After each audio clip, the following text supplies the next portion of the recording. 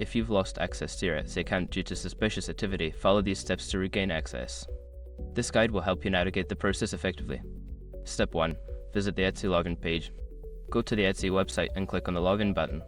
Enter your email address and password to see if you can access your account. Step 2. Check your email. If you cannot log in, check your email for any messages from Etsy regarding suspicious activity. Look for instructions or links provided in those emails.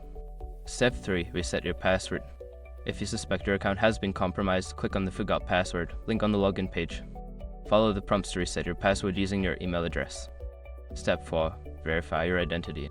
Before starting recovery, use the Etsy.com link in the description to open the account recovery checklist generator and make sure your verification details are ready. Step 5. Review your account activity. After regaining access, review your account activity for any unauthorized transactions or changes. Update your security settings, including enabling two-factor authentication for added protection. By following these steps, you should be able to regain access to your Etsy account and secure it against future issues. Always keep your account information updated and monitor your activity regularly.